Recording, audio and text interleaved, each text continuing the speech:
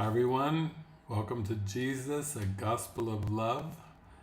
We are looking deeply at the mystical Christ and the mystical teachings of Christ and practicing the workbook lessons that He's given us in His Course in Miracles. And that is clearing the mind of grievances, attack thoughts, judgments, conclusions, opinions, assumptions, just emptying our mind of all the thoughts and beliefs that are attempted to be held onto that are not in alignment with God's will. We're open to seeing God's will for us as perfect happiness, perfect peace, perfect love and joy, and anything that gets in the way of that is to be released.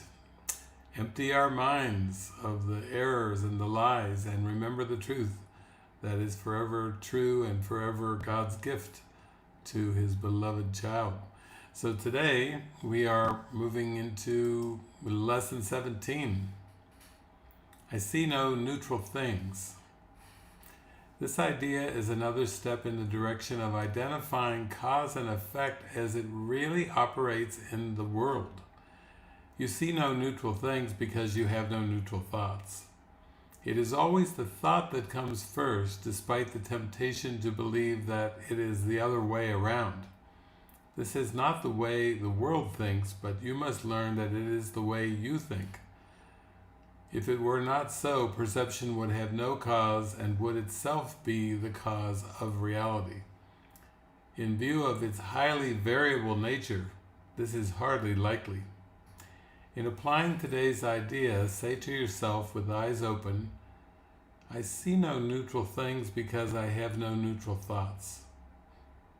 Then look about you, resting your glance on each thing you note long enough to say, I do not see a neutral fill in the blank because my thoughts about fill in the blank are not neutral.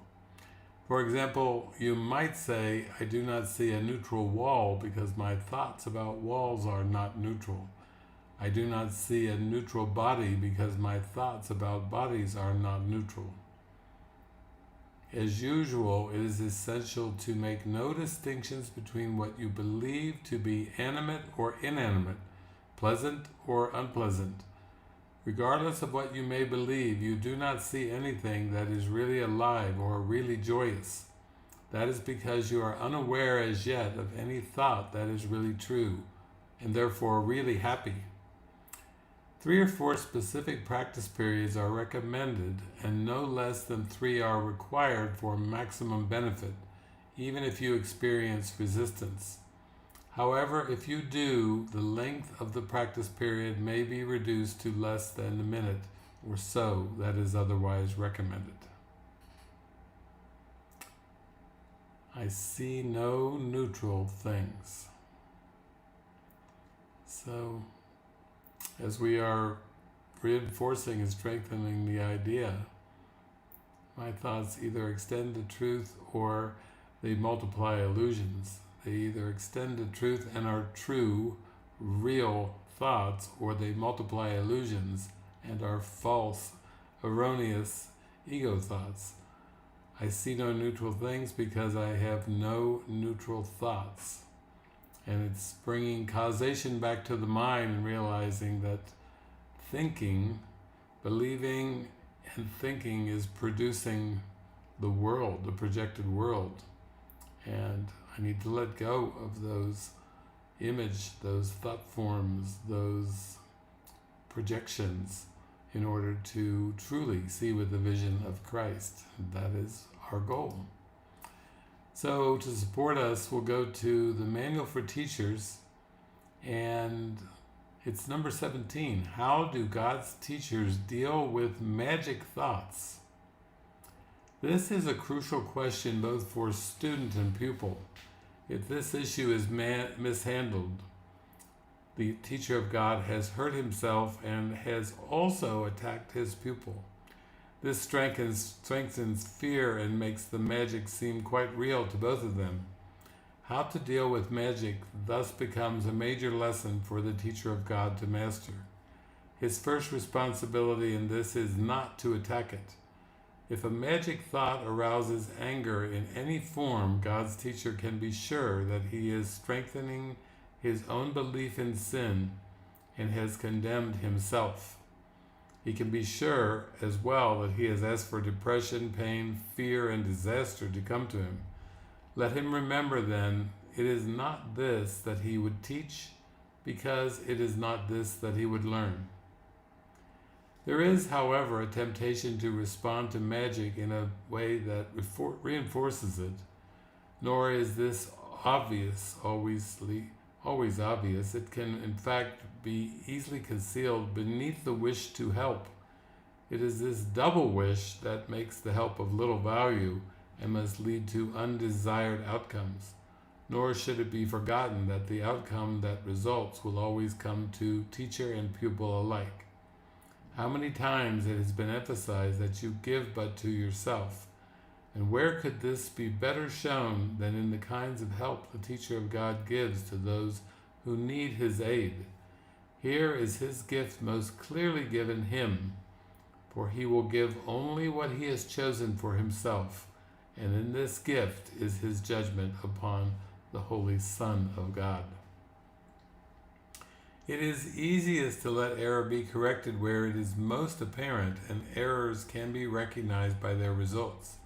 A lesson truly taught can lead to nothing but release for teacher and pupil who have shared in one intent. Attack can enter only if perception of separate goals has entered, and this must indeed have been the case if the result is anything but joy.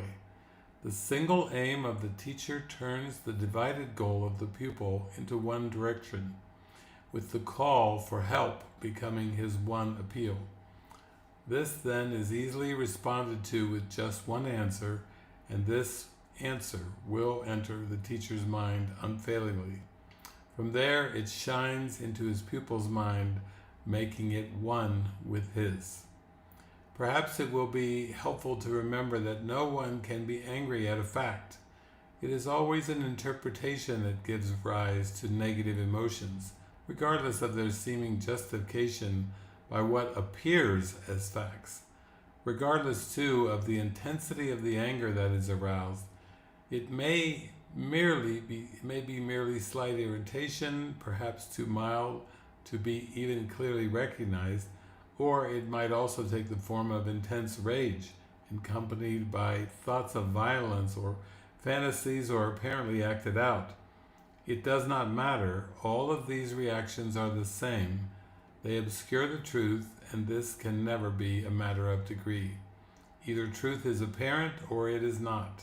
It cannot be partially recognized. Who is unaware of truth must look upon illusions. Anger in response to perceived magic thoughts is a basic cause of fear. Consider what this reaction means, and its centrality in the world's thought system becomes apparent. A magic thought, by its mere presence, acknowledges a separation from God. It states in the clearest form possible that the mind which believes it has a separate will can oppose the will of God, also believes it can succeed. That this can hardly be a fact is obvious, yet that it can be believed as fact is equally obvious, and herein lies the birthplace of guilt. Who usurps the place of God and takes it for himself now has a deadly enemy, and he must stand alone in his protection and make himself a shield to keep him safe from fury that can never be abated and vengeance that can never be satisfied. How can this unfair battle be resolved? Its ending is inevitable, for its outcome must be death. How then can one believe in one's defenses? Magic again must help. Forget the battle. Accept it as a fact, and then forget it. Do not remember the impossible odds against you.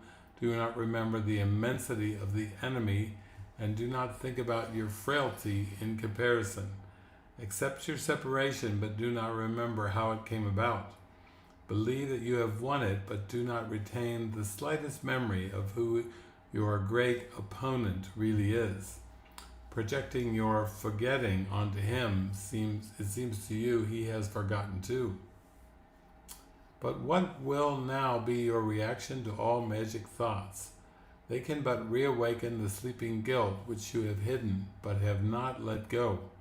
Each one says clearly to your frightened mind, you have usurped the place of God. Think not he has forgotten. Here we have the fear of God most starkly represented, for in that thought has guilt already raised madness to the throne of God himself. And now there is no hope, except to kill. Here is salvation now. An angry father pursues his guilty son. Kill or be killed, for here alone is choice. Beyond this there is none, for what was done cannot be done without. The stain of blood can never be removed, and anyone who bears this stain on him must meet with death. Into this hopeless situation God sends his teachers. They bring the light of hope from God himself. There is a way in which escape is possible. It can be learned and taught, but it requires patience and abundant willingness. Given that, the lesson's manifest simplicity stands out like an intense white light against a black horizon, for such it is. If anger comes from an interpretation and not a fact, it is never justified. Once this is even dimly grasped, the way is open. Now it is possible to take the next step. The interpretation can be changed at last. Magic thoughts need not lead to condemnation, for they do not really have the power to give rise to guilt, and so they can be overlooked and thus forgotten in the truest sense. Madness but seems terrible. In truth, it has no power to make anything. Like the magic which becomes its servant, it neither attacks nor protects. To see it and to recognize its thought system is to look on nothing. Can nothing give rise to anger? Hardly so. Remember then the teacher of God, that anger recognizes a reality that is not there. Yet is the anger certain witness that you do believe in it as fact. Now is escape impossible until you see you have responded to your own interpretation, which you have projected on an outside world. Let this grim sword be taken from you now. There is no death. This sword does not exist. The fear of God is causeless, but his love is cause of everything beyond all fear, and thus forever real and always true. Beautiful. So we've practiced our lesson today. I see no neutral things because I have no neutral thoughts, and my mind is causative. So what I believe in, what I'm thinking is literally showing me a world of images, but I see no neutral things. These thoughts are either true or false, and the images are either true or false. I see no neutral things. Okay, have a beautiful